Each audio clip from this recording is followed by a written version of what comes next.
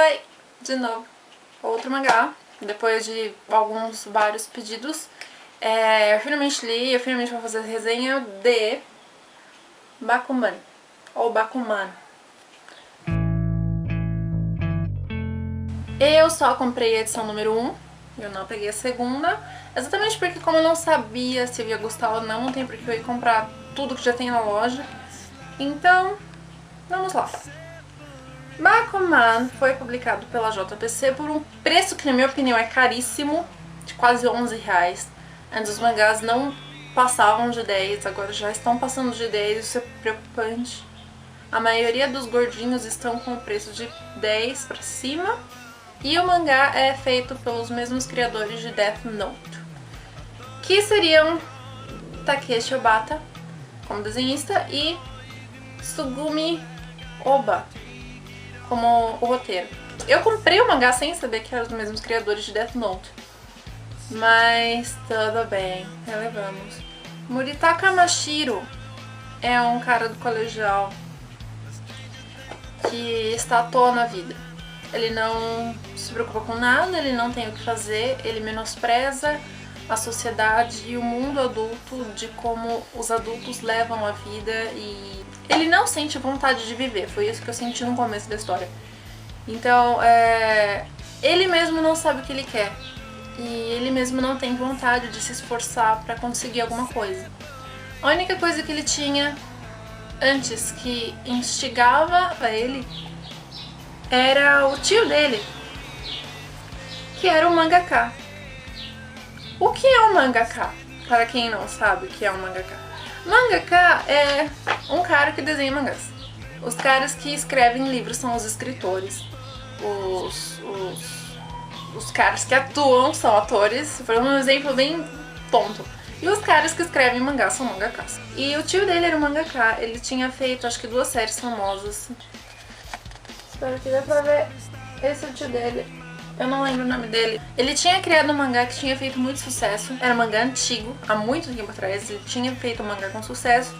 Só que depois isso caiu e ele tava meio que foi esquecido pelo mundo, por esse mundo de criadores de mangás. Em um momento da narrativa ele fala que o tio dele morreu e que tinham dito que ele tinha morrido de estresse e cansaço por tanto trabalhar. De ele tanto tentar conseguir fazer uma outra obra que fizesse tanto sucesso quanto aquela outra e conseguisse manter. Esse cara aqui, o principal da história, a única coisa que ele faz é ficar jogando. Ele estuda por estudar. Ele não faz questão de entrar numa escola boa, daquelas famosas que geralmente os japoneses ficam desesperados pra entrar atrás. Ele não liga pra nada, mas ele desenha, e ele desenha bastante bem, aliás. Durante a aula ele estava desenhando uma menina que sentava na frente dele, que por um acaso ele gostava. E depois da aula ele acabou esquecendo esse caderno na carteira. Foi embora pra casa, e quando ele chegou em casa ele lembrou que ele tinha esquecido.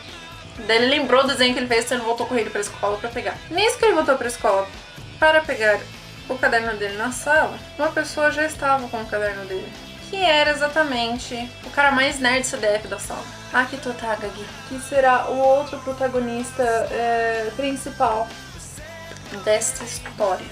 O nerd falou pra ele que na verdade ele era escritor. Ele gostava de criar histórias e o sonho dele era ser um mangaka, ou um roteirista de mangaka. E ele achou o desenho do Shiro e achou o máximo.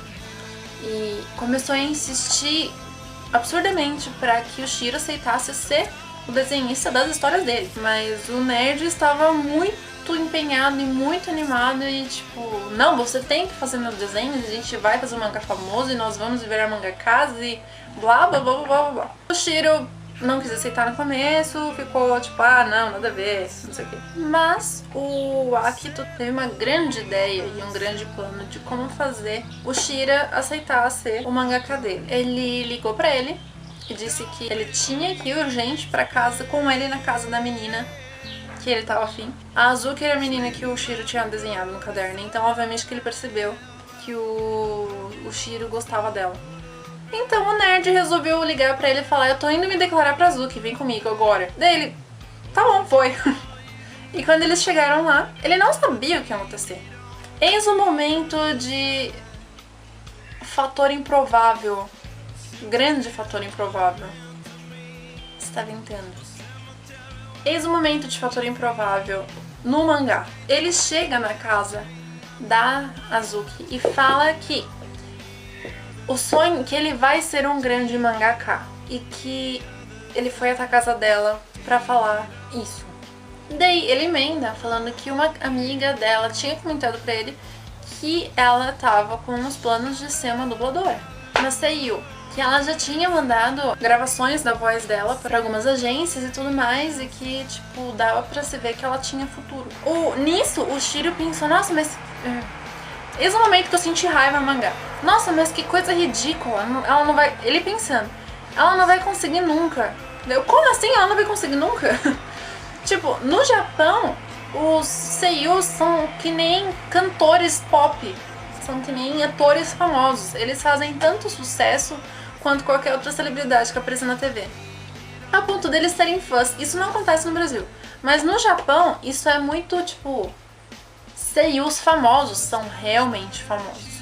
Dubladores com nome são tipo, ícones, são celebridades. E eles têm um grupo gigantesco de fãs. Lá isso é comum. Eu senti raiva pelo Shiro ter falado que isso era ridículo, porque eu acho muito legal Seiyu. Eu acho um trabalho incrível de quem é dublador.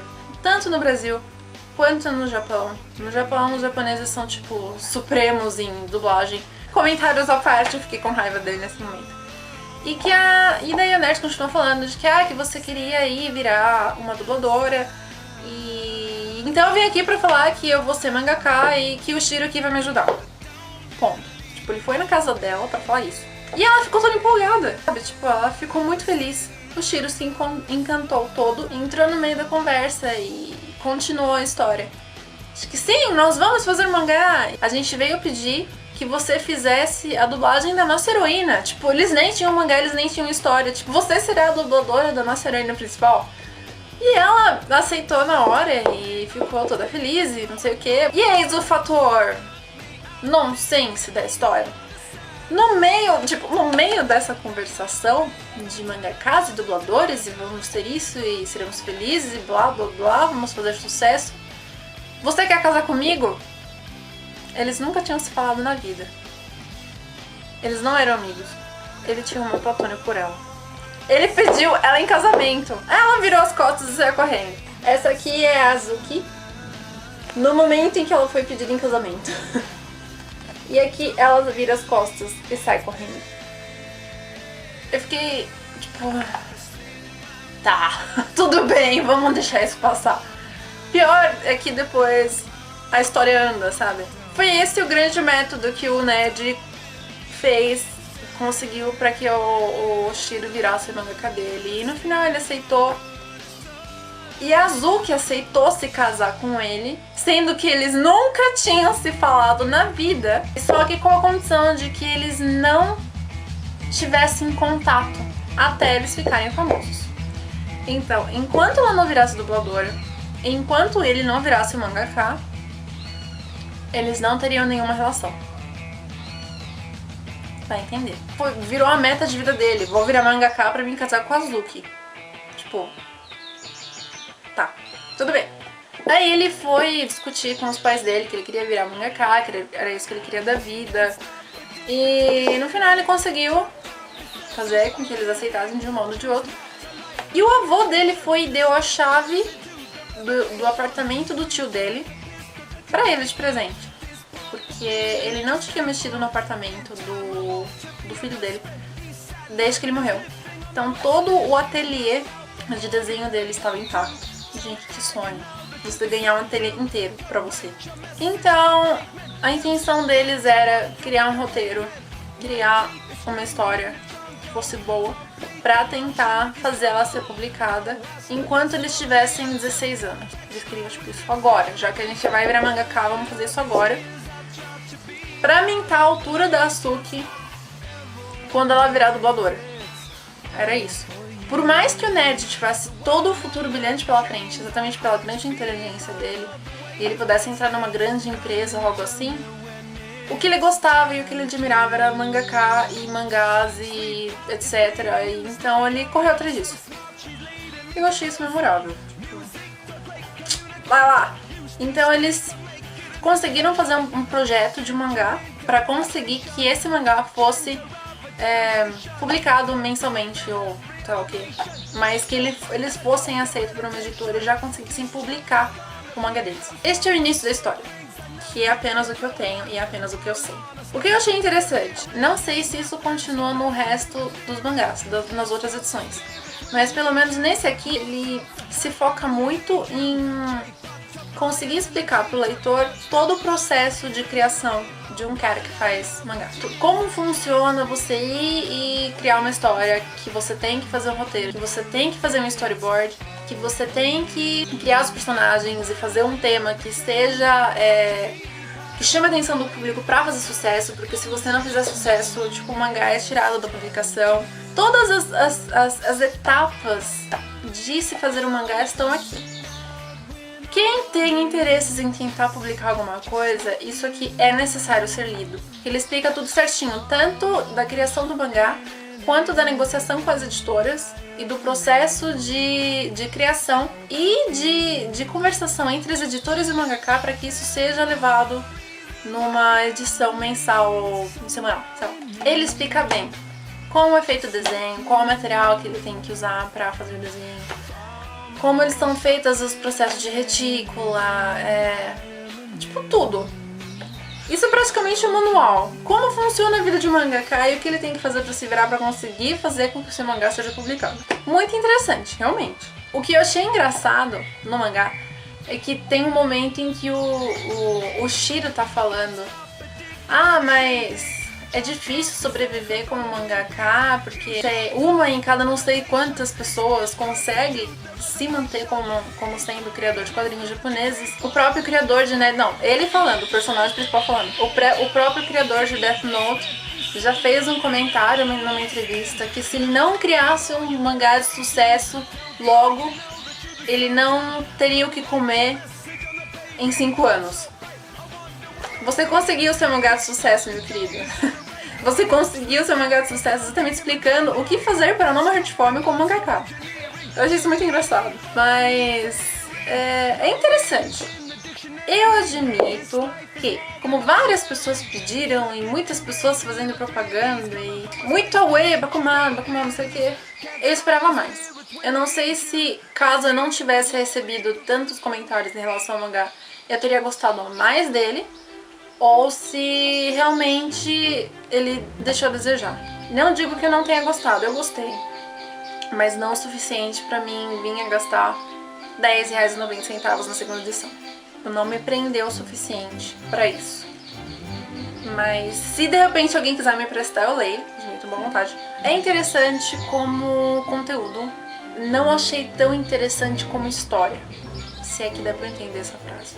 A história dele é bem leve, agora o conteúdo de toda a explicação de como este mundo funciona, eu achei muito interessante, eu achei muito legal. O traço dele é de mangá tradicional, mas é um mangá tradicional estilizado. Foca, meu querido. Então, o desenho é bom, ele é muito bem feito.